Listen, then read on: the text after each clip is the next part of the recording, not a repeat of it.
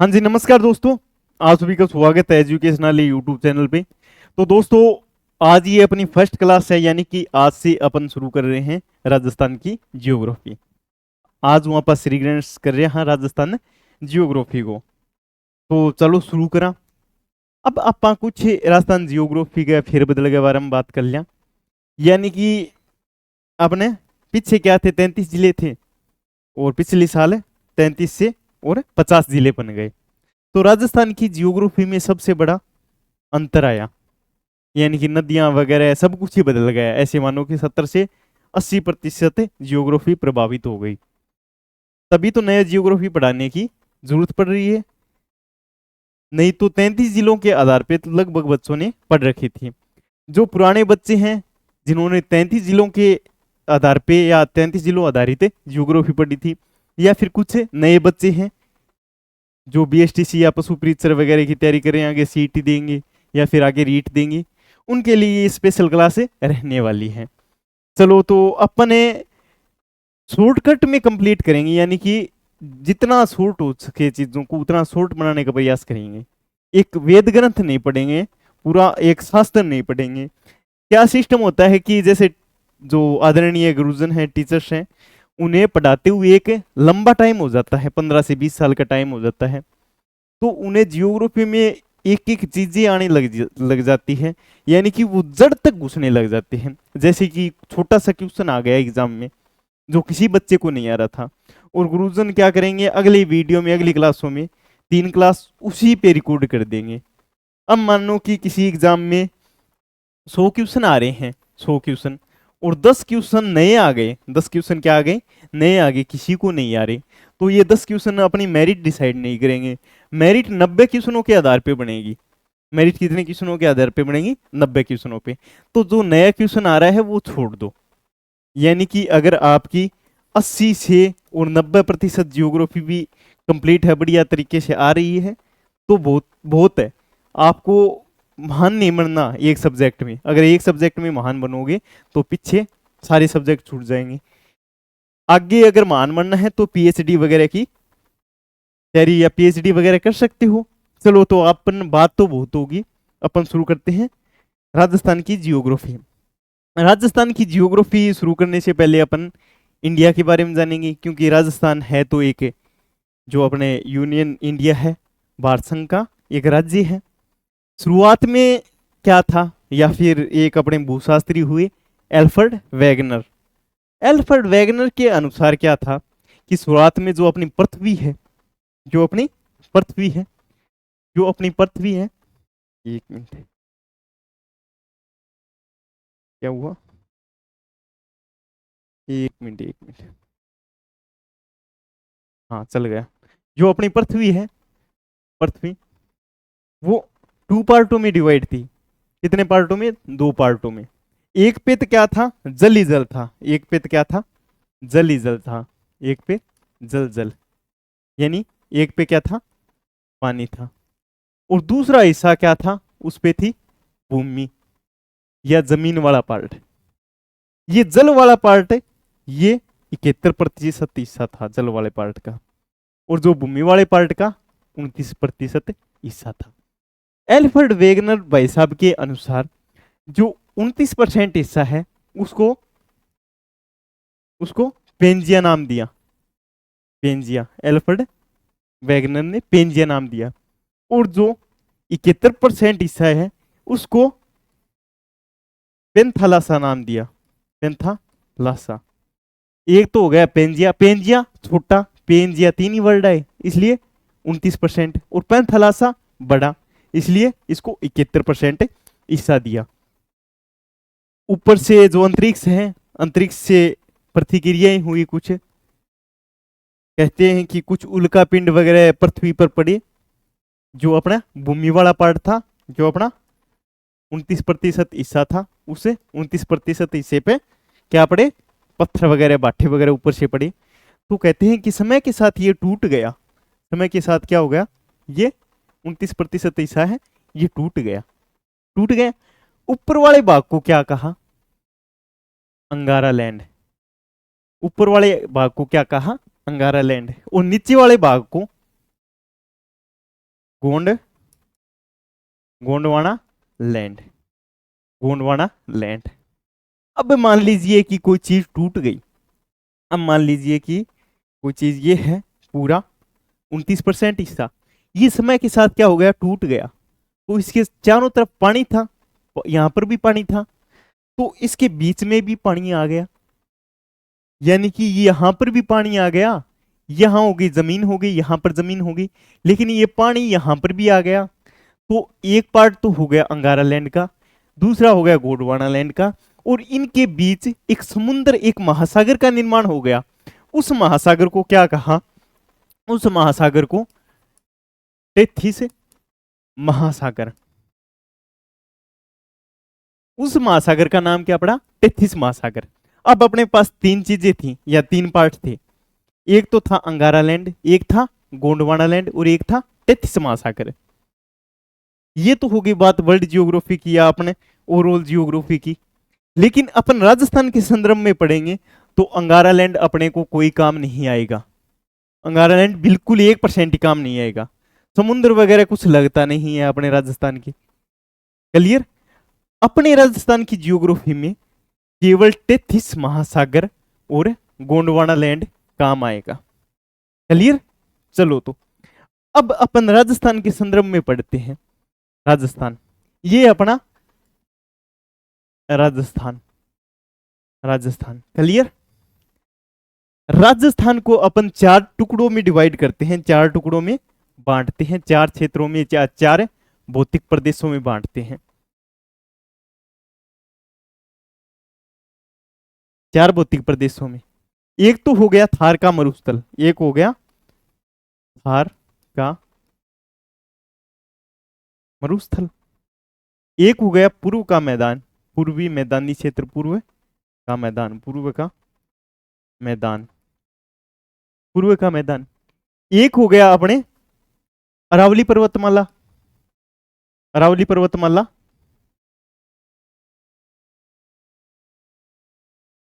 अरावली पर्वतमाला, और एक हो गया अपने आड़ोती,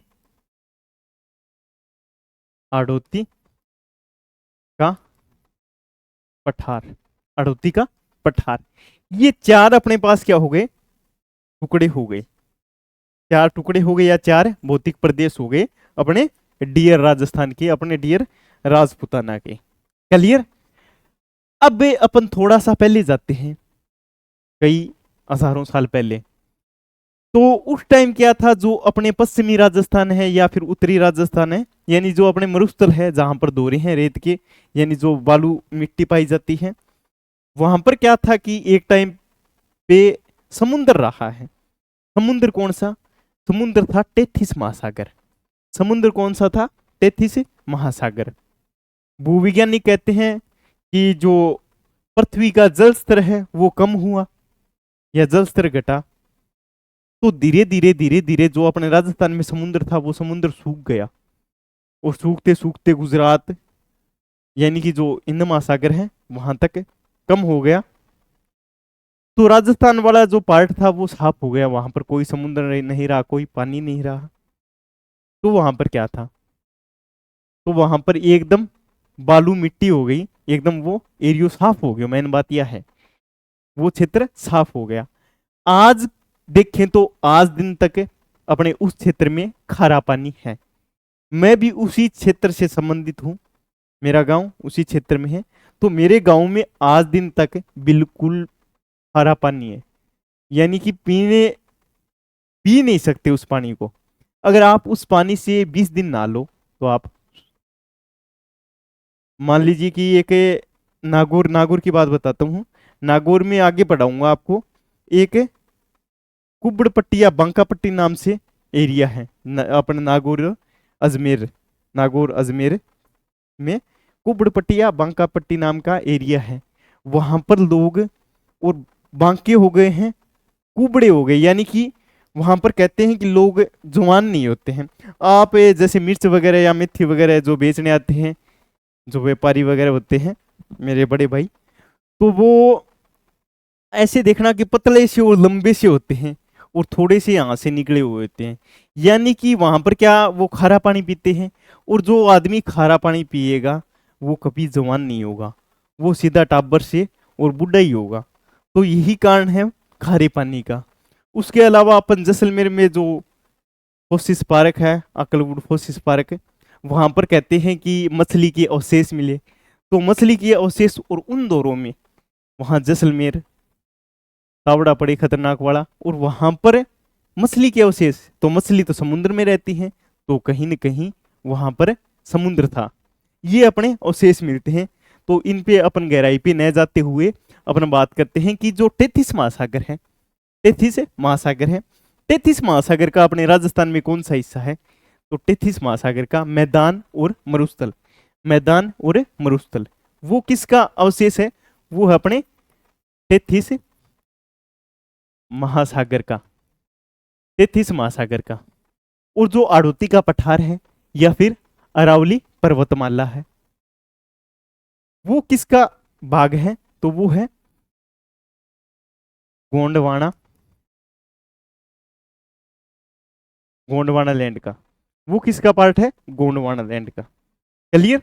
यानी कि टेथिस महासागर का और गोंडवाना लैंड का, इन दोनों का मिक्सचर क्या है? राजस्थान। क्लियर? यानी कि अरावली और जो आड़ोती वाला पठार है, पत्थर वगैरह, बाठे वगैरह, पत्थर मान लीजिए, पत्थर यानी कि एक पठार में भी पत्थर होते हैं, एक टाइप से पथरीली भूमि होती है, और जो अपना पर्वत है वहां पर भी पत्थर होते हैं। तो पत्थर कहां से? गोंडवाना लैंड से। और जो अपने टेथिस महासागर है वो एक रेतीला मिट्टी वाला प्रदेश था, तो मैदान में भी मिट्टी पाई जाती है, मरुस्थल में भी मिट्टी पाई जाती है। तो ऐसे याद कर लेना। अब आप यहाँ पर देख रहे हो मरुस्थल, मैदान, पठार, पर्वत क्या होते हैं? ये पर्वत क्या होते हैं, पठार क्या होते हैं, मैदान क्या होते हैं, और मरुस्थल क्या होते हैं? तो इन पे अपन थोड़ा सा जिक्र कर लेते हैं। तो ये क्या है? ये पहाड़ हो गया, एक पहाड़ या पर्वत, पहाड़ या पर्वत। और इस पर्वत को ऊपर से काट दे तो कैसा हो जाएगा? ये है जैसे पर्वत है, एक पर्वत है, या थोड़ा बड़ा बना लेते हैं, ये क्या हो गया? पर्वत है। और इस पर्वत को ऐसे ऊपर से काट दे, ऐसे ऊपर से काट दे, तो ये क्या हो जाएगा? ये हो जाएगा पठार, पठार। यानी कि एक पहाड़ पे तो बंदे नहीं रह सकते, यानी कि गांव नहीं बस सकते, यानी आबादी नहीं रह सकती। लेकिन पहाड़ी क्षेत्र में रहते हैं, लेकिन एक प्रॉपर पहाड़ पे नहीं रहते। लेकिन एक पठार पे, पठार पे, पठार पे पूरे गांव के गांव, शहर के शहर बस सकते हैं। जैसे एग्जाम्पल के लिए अपन बात करें मेसा का पठार, मेसा का पठार, अपने दुर्ग हैं चित्तौड़, चित्तौड़, चित्तौड़ कहां पर बना है? तो वो मेसा के पठार पे बना हुआ है। क्लियर? तो पहाड़ और पठार में क्या अंतर होता है? पठार ये ऊंचा हो सकता है, फुल ऊंचा होता है, ये नहीं कि हाँ, यहां तक है कि जो अपने जो अपना पठार है वो पहाड़ से भी ऊंचा जा सकता है। इसकी इसमें और इसमें, इसमें और इसमें बिल्कुल सेम है, कोई अंतर नहीं है। ये ऊपर से बिल्कुल साफ होता है, यानी कि इसके ऊपर जमीन होती है, लोग शहर के शहर, गांव के गांव बस सकते हैं, और ये ऊपर से ऐसे होता है। क्लियर? अब दो नाम आ गए, पठार और पहाड़। अब एक तीसरी टर्म है मैदान, मैदान, और चौथा है मरुस्थल, मरुस्थल। तो ये तो क्या हो गया? ऐसे मानो कि ये क्या हो गया? ये हो गया अपने पहाड़। और पहाड़ को अगर ऊपर से काट दे तो ये क्या हो गया? पठार। पठार नीचे नीचे आता आता, और ये क्या हो गया? ये अपने जो मैदान है, या ये अपने जो क्षेत्र है, ये कहलाएगा मैदान। और मैदान और मरुस्थल दोनों क्या होते हैं? बराबर, इसके बराबर मरुस्थल। यानी सबसे ऊंचा क्या हो गया? पहाड़ या पर्वत, उससे नीचा क्या होगा? पठार, उससे नीचा मैदान। और मैदान और मरुस्थल दोनों क्या होते हैं? बराबर होते हैं। क्लियर? अब बात करेंगे कि समुद्र कहां गया। तो समुद्र इन सब से नीचे होता है। जैसे कि आप रेलवे स्टेशन पे जाते हो तो रेलवे स्टेशन पे क्या लिखा होता है कि समुद्र तल से इतनी ऊंचाई या समुद्र तल यहां से इतनी गहराई पर है, ये लिखा होता है। क्लियर? यानी कि मैदान, मरुस्थल, ये आपको बिल्कुल क्लियर होंगे उम्मीद है। तो उसी प्रकार अपन देखते हैं कि सबसे ऊंचा क्या हो गया, सबसे ऊंची जो अपने अरावली की पहाड़ियां हैं, उसके बाद पठार हो गया, उसके बाद मैदान और मरुस्थल, ये दोनों इक्वली है। उम्मीद है कि ये आपको बिल्कुल क्लियर हो गया होगा। टेथिस महासागर से दो पार्ट बने, एक तो थार का मरुस्थल, उसके अलावा पूर्व का मैदान। उसके अलावा गोंडवाना लैंड से दो पार्ट बने, एक तो हो गया आड़ोती का पठार और दूसरा हो गया अरावली पर्वतमाला। ये आपको जो ये अपने चार भौतिक प्रदेश है, इन चारों भौतिक प्रदेश के इर्द गिर्द ही अपनी ज्योग्राफी घूमेगी। क्लियर है? तो दोस्तों कल की क्लास में अपन क्या पढ़ेंगे कि जो राजस्थान है, राजस्थान किस स्थिति पे है, राजस्थान का विस्तार क्या है, और जो नए जिले हैं किसकी सीमा किसके साथ लगती है, टोटल जो अपने कितने राज्यों के साथ सीमा लगाता है, कितने जिले लगाते हैं सीमा। उसके अलावा अपने जो रेड क्लिफ रेखा है, जो अपने पाकिस्तान, पड़ोसी मुल्क पाकिस्तान है, उसके साथ कितनी सीमाएं लगती है, तो इस पे पूरी चर्चा करेंगे। आज की क्लास ये नॉर्मल इंट्रोडक्शन मान सकते हो। तो मिलते हैं दोस्तों कल ज्योग्राफी की अगली क्लास में, नेक्स्ट क्लास में। तब तक के लिए मैं आपसे अलविदा देता हूं। जय हिंद, जय भारत।